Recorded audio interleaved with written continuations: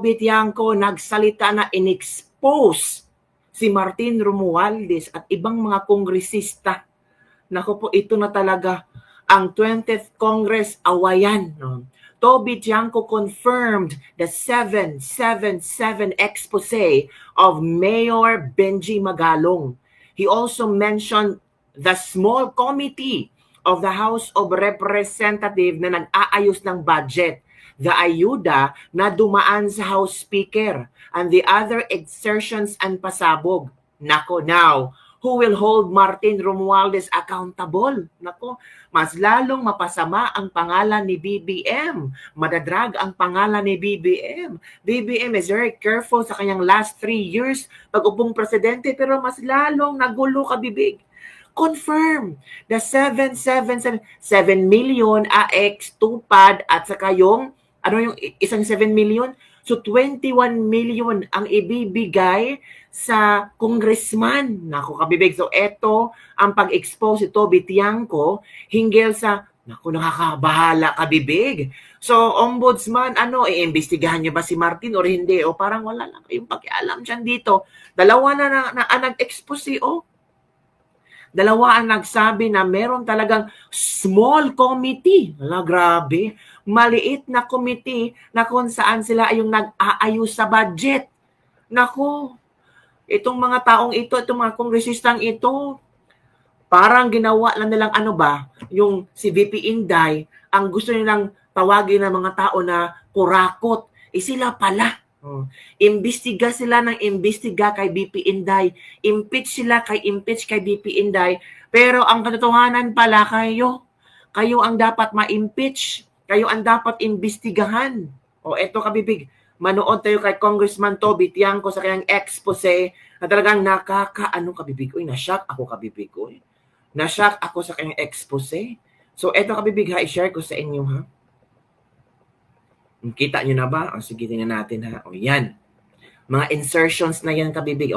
Tingnan natin 13 minutes to. Naku, nagkaalaman na.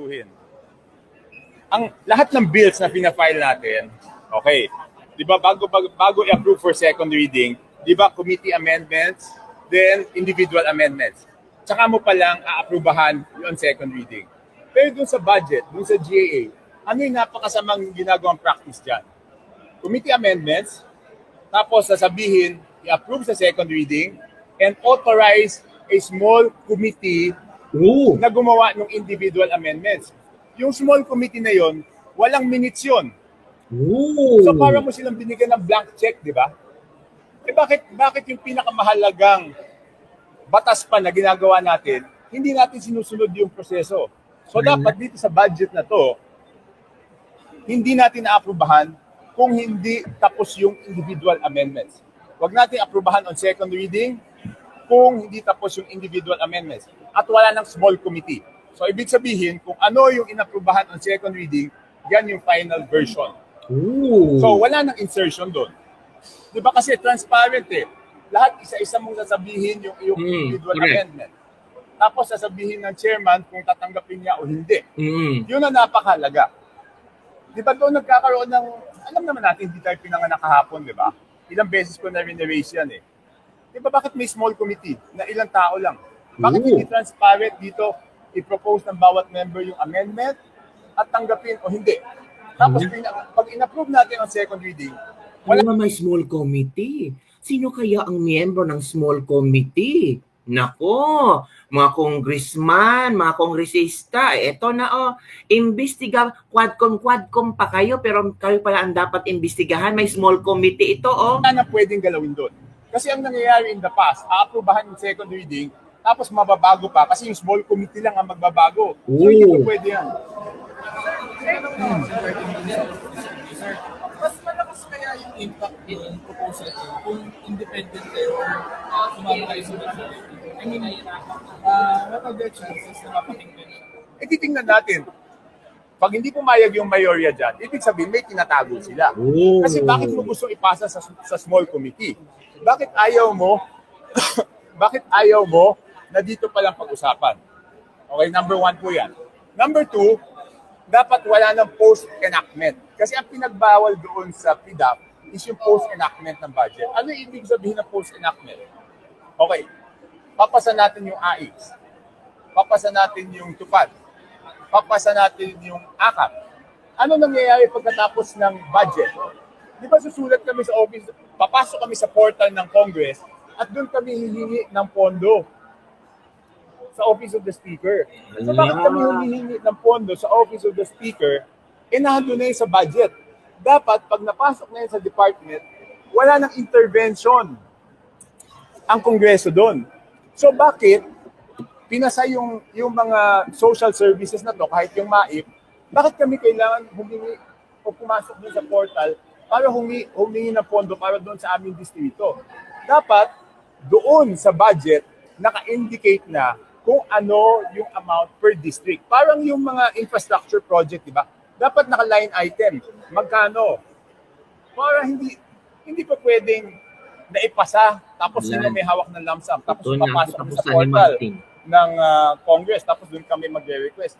Post-enactment yan. Ibig sabihin, post-enactment intervention. Napasa na yung budget, ginagalaw pa after. Dapat wala nang involvement. So yun yung dalawang napakahalaga. Sir, given your vigilance sa budget, may preferred kang ako chair? Hindi. Mag-elect na sila ng upper chair. Hindi, meron kang sana. Hindi, kahit sino. Basta yun lang. Sinabi ko na. So yun, talagang hindi na talaga tayo dapat pumayag dun sa small committee. Hindi na pwedeng. Kung ano in-approve on second reading, yun na yun. Kung anong plano mo dyan, i-plenary mo ba or ipapasok mo siyang provision? Paano yung... Hindi. Kaya nga, siguro na lahat naman sila manonood ng news, di ba? Di, malalaman na nila na yun yung ano. Kasi pag hindi ka pumayag, of course, formally i-propose ka yan. Pero pag hindi ka pumayag, ano tinatago nyo? Bakit nyo gusto ilagay sa small committee? Sinasabi ko ulit, lahat ng batas na pinapasa dito, bago mag-approval on second reading, committee amendments, individual amendments, tapos second reading. Ibig sabihin, pagkatapos ng second reading, wala nang papaguhin. Pero pag budget, committee amendments, approve mo muna on second reading, tapos bigyan mo ng authority yung small committee na baguhin pa ulit. So, sikreto yun, di ba? Hindi transparent. So, isa-isa kami magbigay ng individual amendments namin. Why did you not vie for the speakership?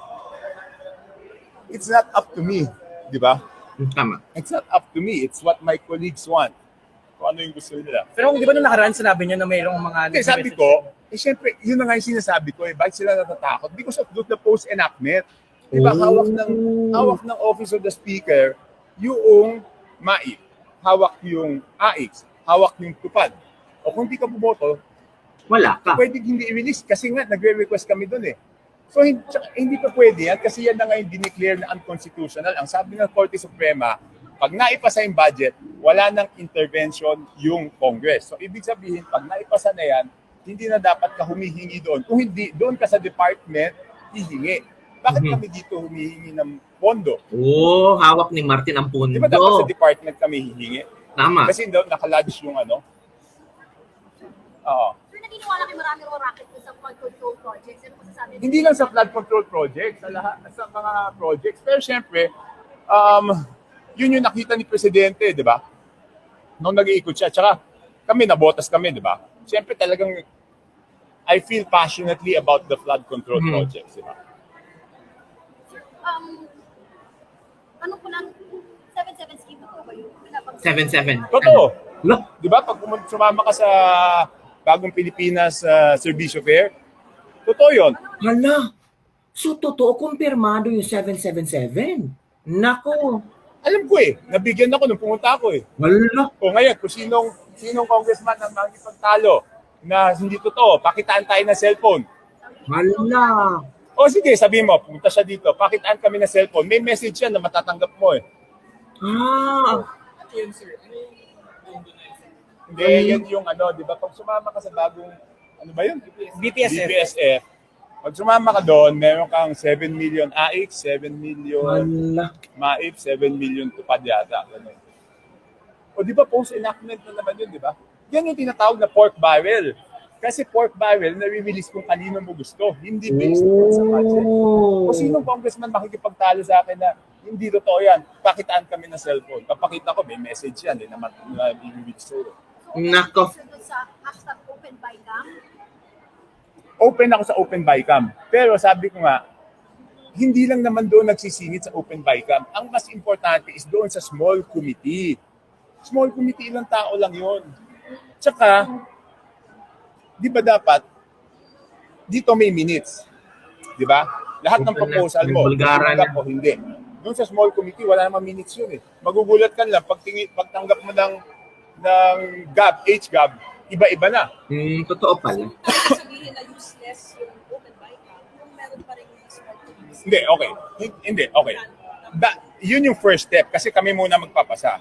So doon pa lang sa House, dapat wala na yung small committee. 2 beses kasi nagkakaroon ng insertion dyan, di ba? Isa, doon sa small committee. Okay? Kasi doon nagbabago, di ba? Second, doon sa BICAM. At dapat doon sa BICAM, ang pwede mo lang baguhin, technically naman sa BICAM, is yung disagreeing provisions lang. Okay? Kaya maganda yung sinabi ng Presidente, if he has to veto the budget, he will veto it. Sir, in short, pwede bang sabihin na pinupolitika ni Speaker ang budget-based advantage? In your view? Do I have to say it? Hindi. Okay. Basta sinabi ng Supreme Court, walang post-enactment. Walang action na kailangan sa Congress. Kasi nasa DSWD yan, nasa DOH, di ba? Bakit ka dito hihingi ng pondo kung naubos yung sa'yo? Hindi ba dapat yung sa department? Ngayon, baka kami magde-deny, hindi kami dito kumukuha. Pakitaan ulit kami ng cellphone pag nag-request kami. Bakit kami may portal dito? I-deny nyo nga na may portal dito. Pag gusto mo na additional, papasok ka dun sa portal, dun ka magre-request. So, ibig sabihin, dito kami nagre-request.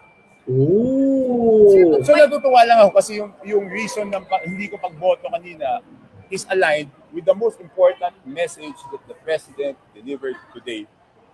Sure, but why say this now? Why not raise it during the procedures last year? Doon sa budget? Yes. Because I've raised this so many times. That's why I want to free myself from being a majority para wala nang alam mo naman yung majority, you have to toe the line, di ba? Kaya umalis na ako sa majority. I don't have to toe any line. Sir, last na lang kamay and kabuuan lang nung nasona score mo, meron ba mga hindi nabanggit na sana nabanggit pa? Quotes or comments sa Hindi naman mababanggit lahat eh. Di ba? Aabutin tayo ilang oras dito. Ayan, nagsulat-sulat ako. Pero nung nakita ko na yung clincher, okay na sa akin yun. Because doon sa sinabi ng Presidente yon, hindi lang yan sa flood control. Malaki ang mamimenos na pera pag nawala yung corruption doon sa mga projects.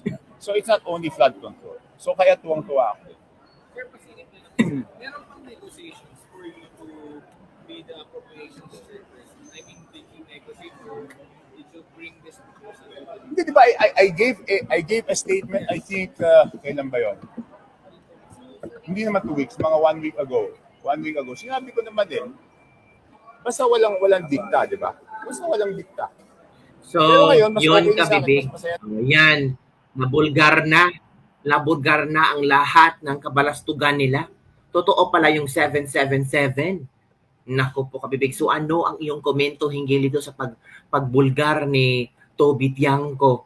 Ito na ba ang simula ng pagpapatalsik ni Martin Romualdez bilang speaker? Maraming mga komento ba na imbestigahan na ng ombudsman?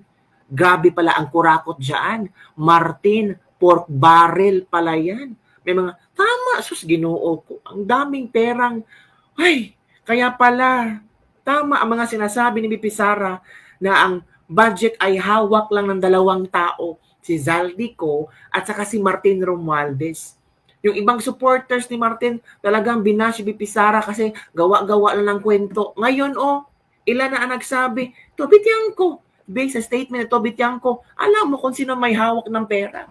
Meron pang small committee. Sinong member ng small committee? Na masyasyakan na lang na may mga insertions nangyari sa GAA at sa BICAM. Yun na ka, baby.